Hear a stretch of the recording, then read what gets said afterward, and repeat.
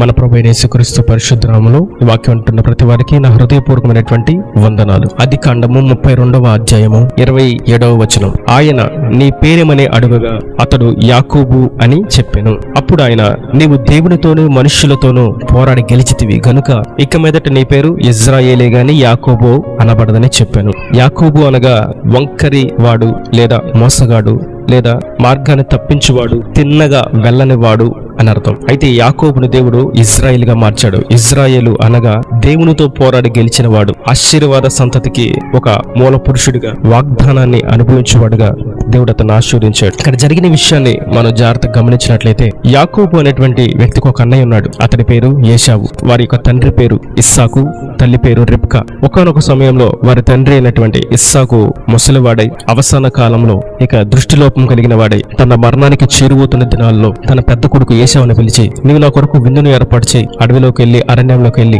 నాకు మంచి ఆహారాన్ని సిద్ధపరచు, వేటాడి నాకు మాంసాన్ని సిద్ధపరిచి ఆహారాన్ని తీసుకురా, నేను ఎత్తిని నిన్ను దీవిస్తాను అని ఏశావుకు ఇస్సాకు చెప్పాడు. ఈ మాటలు విన్నటువంటి రిబ్కా అనగా ఇస్సాకు యొక్క భార్య, ఏశావు యాకోబు యొక్క తల్లి, ఆశీర్వాదాలన్నీ అన్నయ్యకి వెళ్ళిపోతాయి, ఏశావుకి వెళ్ళిపోతాయి, నా కొడుకు చిన్నవాడున్నాడు యాకోబు, అతనికి ఏమీ రావు అని ఆలోచిస్తూ యాకోబుని ఏశావు వలె చక్కగా సిద్ధపరిచి, ఏశావుకేమో ఒంటి నిండా రోమాలు కలిగిన వాడై ఉన్నాడు, యాకోబు నున్నని వాడిగా ఉన్నాడు. యాకోబు నున్నని వాడిగా ఉన్నాడని రిబ్కా గుర్తించి ఒక గొర్రెను వధించి ఆహారాన్ని సిద్ధపరిచి ఆ గొర్రె యొక్క రోమాలతో యాకోబును అలంకరించి సిద్ధపరిచింది ఏశావు వలె. ఇప్పుడు యాకోబుని ఏశావు వలె సిద్ధపరిచి ఆహారాన్ని సిద్ధపరిచి ఇస్సాకు దగ్గర పంపించింది. ఇస్సాకు దగ్గరికి వెళ్ళి యాకోబు అంటున్నాడు, నానా డాడీ నేను ఆహారాన్ని సిద్ధపరిచాను, దీన్ని తినేసి నన్ను ఆశీర్వదించు అని యాకోబు అన్నాడు. ఇంతకీ నేను ఏశావు కదా చెప్పాను, ఈ స్వరం ఏంటి యాకోబు చిన్న కొడుకులా ఉంది అని అనుకుని, నేను మాట్లాడుతుంది ఏశావేనా అని అడుగుతాడు. ఈ విషయాన్ని మనం ఆదికాండం 27వ అధ్యాయము 24వ వచనం.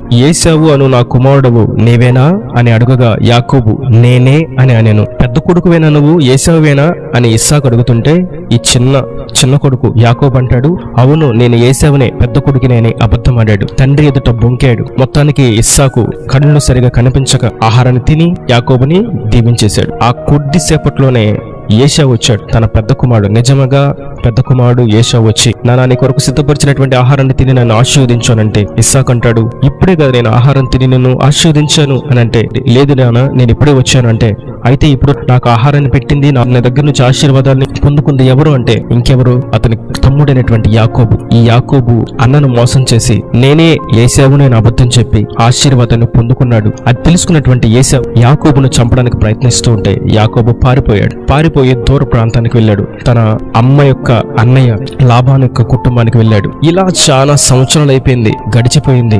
యాకోబుకి వివాహం జరిగింది, 4 భార్యలు కలిగారు, సంతతి కలిగింది, ఆశీర్వాదాన్ని పొందుకున్నాడు, సమృద్ధిని పొందుకున్నాడు. దేవుడు అన్నాడు, ఇప్పుడు నువ్వు నీ స్వదేశానికి వెళ్ళు యాకోబు అని చెప్పగా యాకోబు తన స్వదేశానికి వెళ్ళేటప్పుడు దారిలో అతను గుర్తొచ్చిన విషయం ఏంటంటే, నేను కొన్ని సంవత్సరాల క్రితం మా అన్నను మోసం చేశాను, మా అన్న నన్ను చంపడానికి వస్తే నేను ఈ దేశం నుంచి పారిపోయి నేను పరాయి దేశానికి వెళ్ళాను, ఇప్పుడు నేను స్వదేశానికి వెళ్తున్నాను, అక్కడ నా కొరకు మా అన్న ఎదురు చూస్తూ ఉంటాడు, నేను అడుగు పెట్టిన తోడనే నన్ను చంపేస్తాడు, నా జీవితం ఇక్కడతో ముగించబడుతుంది అని ఆలోచిస్తూ భయపడుతూ అక్కడ యబ్బోకు అనేటువంటి రేవు దగ్గర నిలిచిపోయాడు. తన సంతతిని అంతటిని ఆ రేవు దాటించి మీరు చిన్నగా వెళ్తూ ఉండండి, నేను తర్వాత వస్తానని ఆ రాత్రంతా యబ్బోకు రేవు దగ్గర యాకోబు ప్రార్థిస్తూ ఉన్నాడు, ఏడుస్తూ ఉన్నాడు, కన్నీరు మున్నీరుగా విలిపిస్తూ ఉన్నాడు. నేను ఇప్పుడు తెల్లవారితే ఇంకొంత దూరంలోనో నేను మా సొంత ఊరు వెళ్తాను, నా సొంత ఊరు వెళ్ళిన తర్వాత మా అన్న నన్ను చంపేస్తాడు, నన్ను సమాధిలో పెట్టేస్తాడు, నా జీవితం ఇక్కడితో ముగియబడుతుంది, ఇక నా జీవితం ఇక్కడితో ఆగిపోతుంది అని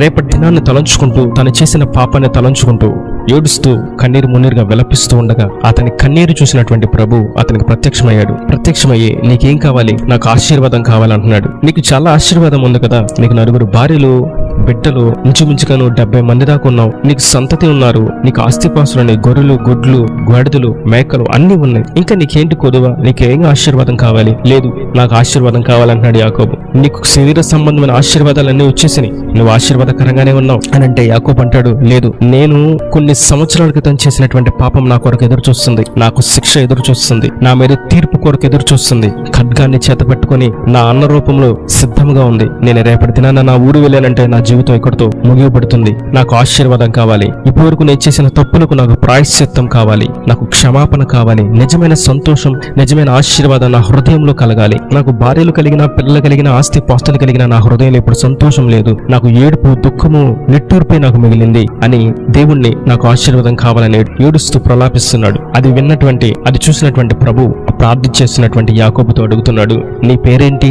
యాకోబు వెంటనే అర్థమైంది. నీ పేరేంటి అని అడగగానే ఒకానొక సమయంలో నేను పాపము చేయడానికి మూల కారణమైనటువంటి ఒక ప్రశ్న, అది నీ పేరేమిటి అని నా తండ్రి నన్ను అడిగితే, నీవు ఏశావువేనా అని అడిగితే, నేను ఏశావునే, నేను మీ పెద్ద కుమారుడు, నేను అబద్ధం చెప్పాను అనే ఆ ప్రశ్న, ఆ సమాధానం, ఆ స్థానం, ఆ యొక్క సన్నివేశం గుర్తొచ్చి ఇప్పుడు యాకోబు అంటాడు, ఇప్పుడు నేను అబద్ధం ఆడకూడదు, నేను నిజమే చెప్పాలి అనే ఉద్దేశంతో దేవుడి దగ్గర నా పేరు యాకోబు అని ఒప్పుకున్నాడు. అప్పుడు దేవుడు అంటాడు, ఇప్పుడు నీకు నిజమైనటువంటి మారు మనసు వచ్చింది, ఇప్పుడు నీకు నిజమైనటువంటి ఆశీర్వాదం వచ్చింది.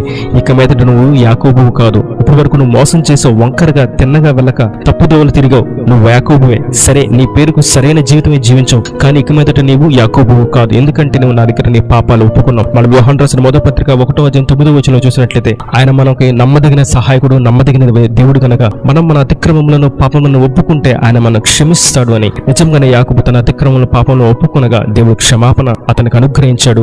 అతడు యాకోబుగా ఉన్నటువంటి వ్యక్తిని ఇజ్రాయెల్ గా మార్చాడు, అతన్ని దీవించాడు, ఆశీర్వదించాడు. మరుసటి దినాన యాకోబు బయలుదేరి తన స్వంత దేశానికి వెళ్తూ ఉంటే అన్న చంపుతాడేమో అనేటువంటి ఆలోచన లోపల ఉన్నప్పటికీ దేవుడు క్షమించాడు, దేవుడిని ఆశీర్వదించాలనేటువంటి ధైర్యంతో, విశ్వాసంతో ముందు అడుగు వేస్తూ ఉండగానే తన అన్న ఏశావు కత్తి పట్టుకుని చంపడానికి రావాల్సినటువంటి సహోదరుడు కత్తి లేదు, ఖాళీ చేతులతో సంతోషంతో గంతులు వేస్తూ పరిగెత్తుకుంటా, తమ్ముడు నాకు సహోదరుడు యాకోబు అని పరిగెత్తుకుంటూ వచ్చి యాకోబును హత్తుకొని మెడ మీద ముద్దు పెట్టి అతన్ని హత్తుకొని తన ఇంటికి సంతోషంగా తీసుకెళ్ళినట్లుగా మనం చూస్తాం. కారణం ఏంటంటే యాకోబుగానే వెళ్ళినట్లయితే నిజంగా అతని పాపం అతన్ని కబలించి వేసేది. కానీ యాకోబు ఇజ్రాయెల్ గా మార్చబడ్డాడు గనక పాపం అతన్ని ఏమీ చేయలేకపోయింది. నేటి వాక్యం ఏంటంటే నీతోను ప్రభు సెలవిస్తున్నాడు, పాపం ఎన్ని సంవత్సరాల క్రితం చేసినా, ఎన్నాళ్ళైనా, ఎన్ని ఏండ్లైనా పాపం తీర్పు కొరకు, శాపం కొరకు, శిక్ష కొరకు సిద్ధపరచబడి ఉంది. నేడేనను ఆయన ఎదుట పాపములను, తప్పిదములను ఒప్పుకునే ఎడల ఆయన మన పాపములను క్షమించి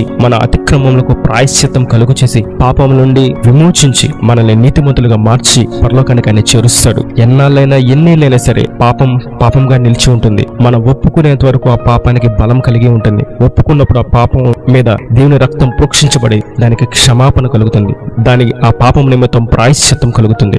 యాకోబును ఆశీర్వదించిన దేవుడు నిన్ను మిమ్మల్ని ఆశీర్వదించడానికి సంసిద్ధుడై ఉన్నాడు. యాకోబు ఒప్పుకున్నాడు నిజాన్ని. ఒకప్పుడు నేను అబద్ధం చెప్పి మోసం చేసి నేను శాపాన్ని తెచ్చుకున్నాను, నేను ఉగ్రతను తెచ్చుకున్నాను, నేను పాపాన్ని తెచ్చుకున్నానని అర్థమయ్యే దేవుని ఎదుట నిజం చెప్తున్నాడు.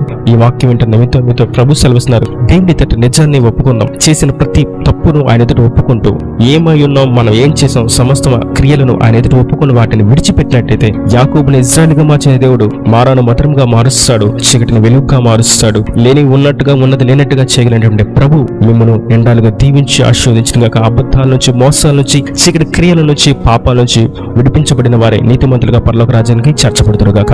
దీనా దేవుని మాటలు ప్రతి వారి హృదయంలో నీరు కట్టి ఫలింపచేయను గాక. ఆమేన్. God bless you. తలలోంచి కళ్ళు మూసేటైతే మీ కొరకు చిన్న ప్రార్థన. ప్రేమ స్వరూపి కరుణ కటాక్షంగా తండ్రి నా ప్రభు, వాక్యమైన ప్రతి ఒక్క బిడ్డను మీరు ఆశీర్వదించి దీవించి వర్ధిలింపచేయండి. సమస్త కొద్దులను తీసివేయండి. వారిని ఎదుట అబద్ధం ఆడక నిజమైనటువంటి పెదవులతో హృదయపూర్వకంగా పాపాన్ని ఒప్పుకున్నట్లుగా సహాయం అనుగ్రహించండి. యాకోబుని ఇజ్రాయెల్గా మార్చిన దేవుడు అతడు పాపమును అతడు గుర్తించాడు, అతడు ఒప్పుకున్నాడు. నేను వాక్యమైన ప్రతి వారు వారి యొక్క పాపాలను ఒప్పుకొని, వారి యొక్క పాపాలను గుర్తించి దాన్ని ఒప్పుకొని విడిచిపెట్టుకు సహాయం అనుగ్రహించండి. వారిని ఆశీర్వాదాలు పొందుకొని నీతిమంతులుగా మార్చబడి పరలోకానికి చేర్చబట్టుకు సహాయం అనుగ్రహించండి. సమస్త కుదులను, సమస్త కొరతలను, అనారోగ్యము, లేమి, ఆర్థిక స్థితిగతులు, వ్యతిరేకము, సమస్త కొరతలను తీసివేసి సమృద్ధిని, ఆశీర్వాదాన్ని, దీవెన వారు కలుగు చేసి నీ మేఘాల పెండు కుమారుడికి వచ్చినప్పుడు ఎదుర్కొనే శక్తిని, యోగ్యతను, అర్హతను ప్రతి వారికి దయచేయమని మహిమ గంత ప్రభావాలు ఆరోపిస్తూ యేసు పరిశుద్ధులను ప్రార్థించి వేడుకొని పొందుకునే నామ తండ్రి. ఆమేన్.